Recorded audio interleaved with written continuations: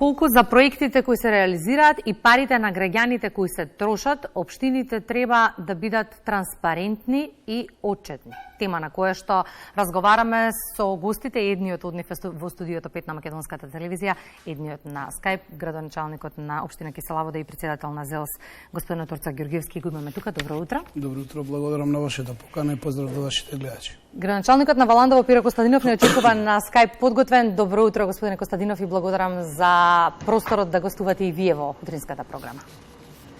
Добро утро, благодарам за поканата и поздрав до вашите гледачи. На многу теми сакам да продискутираме ова утро. Господине Ѓорѓевски, ќе започнеме со вас. И по 2 години од изборот на градоначалничката Данела, таа има обврска и знаеме да информира, да биде отчетна и транспарентна за сето она што го прави, но тоа не се случува.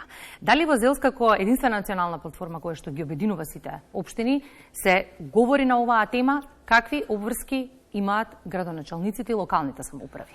Па добро, прво би кажал дека индивидуално е начинот на делување, како и во однос на реализација на проекти, така и во однос на отчетност, транспарентност и се останато што е поврзано со нас како градоначалници. Еве да користам приликата да го поздравам и мојот колега Перо Костадинов. Он знае дека често пати ние разговараме многу отворено и таму имаме обединет став во ЗЕЛ за сите практично прашања. Сме разговарали на оваа тема, но сепак тоа зависи индивидуално. Јас не можам да дадам објаснување за тоа зашто Данела не е транспарентна или е транспарентна, тоа ќе треба она да си го одговори, на крајот сите одговараме пред граѓаните, но во суштина ние како млада генерација, како млади политичари во државата имаме обврска сериозна према граѓаните да работиме честно, транспарентно и отворено према нив и да имаат информација како се трошат нивните пари. Тоа се народни пари со кои што ние располагаме и нормално е да ги информираме. Тоа сакам да кажам дека тоа не е обврска, тоа не е извор, отчетноста е обврска. Да, но го избегнуваат, сакав да кажам многу. Знаете дека ако видите сега има излезена листа на транспарентност. Имаме ние општини или пак државни институции кои што се многу ниско на листата. Јас како општина можам да говорам за себе, имам над 30% поени скок за само 2 години. Од некоја жолта зона, еве ја имам и табелата, каде што во 2021 година сум се наоѓал со 59,2% како општина, за само 2 години имаме 88,4% скок. Ова се резултати кои што треба сите да ги имаме. Но јас сум мотивиран така да функционирам, мојот тим така функционира, се е достапно, се е отчетно од наша страна. Имаме работи на кои што се уште работиме, системот на општината, подобрување услугите уште подостапни да станат, поотворени да бидеме максимално за да стигнеме до 100% со. Би сакала да ја видам и јас табелата.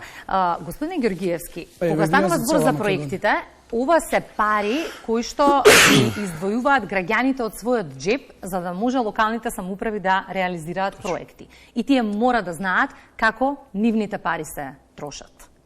Точно се слушам. Апсолутно, и затоа, токму заради тоа, јас како градоначалник еве пак доаѓаме и Перо, предпоставам исто да ќе го каже за кај себе. Сите доаѓаме до начинот на интерпретација на она што го правиме и реализација на истото и колку ние сме мотивирани на овој начин да функционираме. Јас и мојот тим сме мотивирани вака да функционираме, затоа имаме и најдобар показател се бројките. Така можеме ние да се убедуваме со денови и со месеци, но имате табели и бројки кои што се фактичка состојба. Ова е за мене доволен успех што сме го сработиле да над 30% поени во транспарентност рипнеме за само 2 години. А до крајот на мандатот мој, односно што наредните 2 години, верувам дека 100% ќе бидеме покриени во овој дел. Постојат различни проекти во кои што Советот игра улога, дали ќе се дадат пари за реализација на истиот, што во случај кога пари за проект има и се дадени, а тој не се реализира. Па таква состојба сме немале конкретно во мојата општина, морам да тука субјективно да говорам. Но историите кои ги имавме изминативе денови го кажуваат спротивно. Сега видете како. Има многу иницијативи кои што јас како градоначалник, првенствено јас сум избран од граѓаните, исто како и советниците, но јас сум настапил со програма. Така. Советот настапува како совет. Кога дента станувам градоначалник, во буџетот јас ги предвидувам моите проекти, затоа што јас треба да си ја реализирам програмата што сум ја видел и таа практична за граѓаните. Одиме понатаму. Имаме ситуации каде што треба да се интервенира и надвор од програмата. Или има добри предлози на советници кои што не сум ги предвидел јас во програмата. Секогаш кога имаме ние конкретно во Кисела Вода можност за тоа го ставаме во рамка, дали е во ребаланс, дали во нов буџет креирање, се пред нова година ќе имаме повторно буџетот кој ќе се креира, не би рекол некои драматични работи кои што ќе бидат изменети и се надвор од програмата моја, но предлози кои што се добре дојдени кај мене, јас секогаш гледам да ги прифатам. Конкретно не знам за каде сте имале такви прилози или информации во Кисела вода. Јас можам да се заблагодарам на сите советници. Сите теми се однесуваа на град Скопје. Добро. Значи во Кисела вода сите советници. Вчера имавме седница на совет. Сите одлуки поминуваат акламативно, поддржани од сите политички партии кои што функционираат таму. Ние имаме мнозинство од ВМРО ДПМН и коалицијата, но има советници од СДС и нивната коалиција, има од левици, од сите останати партии. Ако барањата нивни се честни и предлог точките се издржани за реализација на проект и нема во сето тоа популизам, гол, што обично знаат и тоа да го направат дел од советници за да се истакнат, да прекажат пред јавноста некоја слика дека некој не сака да дозволи нешто што не го замисле и најчесто тоа е, сум го гледал примери во други општини, повторно ќе кажам, и најчесто тоа е неподкрепено ниту со аргументи, ниту пак со финансиска конструкција на како што треба, може да се случи тогаш во тие ситуации да е неизводливо градоначалникот да го прифати. Но кога станува збор за честна намера, за вистинска потреба, при тоа вие имате начин како да го реализирате сето тоа. Едно е желбата, друго е реалноста и можноста. Тогаш немало проблем. И ќе повторам во Кисела вода, јас немам таков проблем и се надам дека така ќе функционирам до крај. Господине Костадиновски, сакам вас да ве вклучиме во моментов кратко.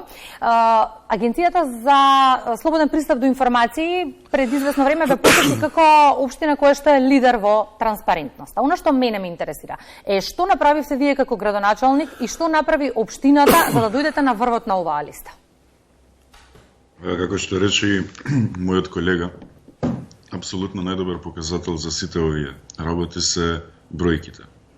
И јас морам да се вратам наназад, бидејќи ова ми е втор мандат, кога дојдовме во 2017 година како нов тим во локалната самоуправа во Валандово, општината, нешто слично како што сега се случува со Кисела вода, се наоѓаше во најниската структура на општини со транспарентност тој период и, како што рече и колегата Орце, тоа е индивидуално на тимот дали и како ќе си ги постави целите и си зацртавме за цел да бидеме многу по-транспарентни и на некој начин партнерски да комуницираме секојдневно со граѓаните.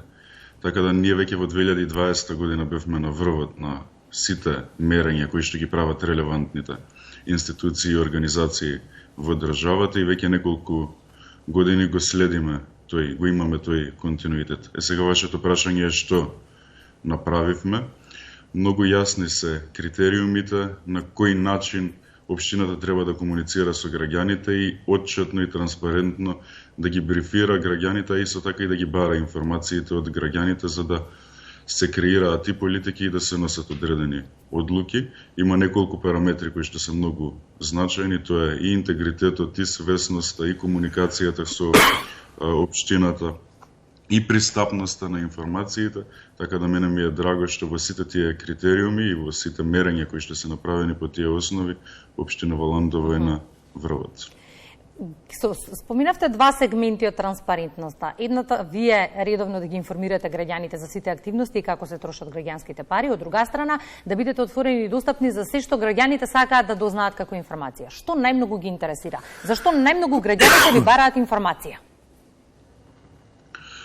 Многу е битно да постои партнерски однос, бидејќи во суштина ние можеме отчетно да зборуваме што сме направиле, но многу е значајно граѓаните да дадат фидбек, односно заедно да креираме мерки, политики, инфраструктурни цели кои што треба да ги реализираме. Така да мислам дека ако треба да рангираме, граѓаните најмногу сакаат да комуницираат со локалната самоуправа за инфраструктурни и комунални проблеми. И ние преку неколку дигитални алатки успеавме да направиме таква комуникација со граѓаните и граѓаните да ни даваат предлози практично во секој момент. И тоа и ги намалува трошоците и го намалува времето за физичко доаѓање во општината. Значи, едноставно, не само јас како градоначалник, за да функционира една општина транспарентно и отворено, мора цел еден тим, односно дел од локалната администрација, да биде на располагање во секој момент и исто така и таа да биде транспарентна. Ние мораме да знаеме, тоа е секој еден кој што работи во државна институција и јавна институција мора да знае дека тој е таму за граѓаните, а не се граѓаните таму за него. Иако сте посочени како позитивен пример за транспарентност, што е она што вашите колеги треба да го следат, зборувам за општините кои се помалку транспарентни, за да напредуваат во оваа област? Тоа се мали работи кои што во суштина треба да бидат направени. Како што рече и ОРЦ, се останува на индивидуалните одлуки на локалните самоуправи да одлучат на кој начин ќе комуницираат со граѓаните и што ќе објавуваат на своите веб страни во поглед на буџет, трошења, дефинирање на приоритети или слично. Наредните 2 месеци календарски општините и сите други институции ги формираат своите буџети за наредните години. Голем дел од граѓаните, граѓанските здруженија, преку граѓански форуми, преку форуми по местните заедници, општините имаат многу начини да бидат во комуникација со граѓаните и заедно да дефинираат и приоритети, а потоа и отчетно општините да објават информации за тоа како ги изменаџирале тие работи, така да мислам дека во суштина тоа се мали работи кои што треба да бидат направени, но промените во општеството би биле големи и не само квантитативни, туку и квалитативни, доколку сите заедно ги подобриме овие процеси. Благодарам господине Костадинов за вклучувањето во Македонија наутро и за одговорот на прашањата кои што нам ни се важни поврзани со темата транспарентност. Господине Георгиевски, ќе завршам и со вас. Што прави општина Киселавада или што ќе прави во периодот кој што следува за да напредува на темата транспарентност? Првата работа што ја направивме кога ја преземав со администрирање општината, воведов онлайн седници на совет.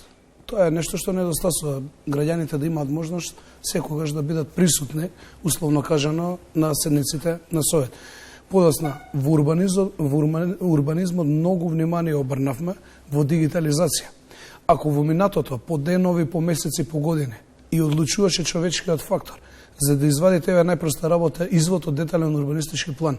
Сега тоа оди по електронски пат, електронска уплата и за 72 часа добивате извод. Доколку не постапи службеник, а не е врзан директно со вас, тогаш има соодветна казна и третман за истиот. Но, што е суштината? Јас сум фокусиран силно, заедно со целиот мој тим, да создадеме услови во кои што нема да одлучува човечкиот фактор. А тоа е многу важно за да спречуваме корупцијата. Ние имаме проблем како држава со корупцијата, како општество генерално, начинот на спречување и мерките директно, без декларативни заложби како 30 години назад, се токму преку вакви процеси. Имаме и проблеми со комуникацијата, па многу ме радува и фактот што го споменавте на почетокот на разговорот дека без оглед на кој советник од која политичка партија функционирате непречено во интерес на граѓаните. Тоа е суштината. Ние сме најбитните во приказната. Ви благодарам многу за гостувањето во Македонија наутро. Овие се теми на кои што треба да се говори гласно доколку сакаме сите поубаво да живееме. Не беше чест.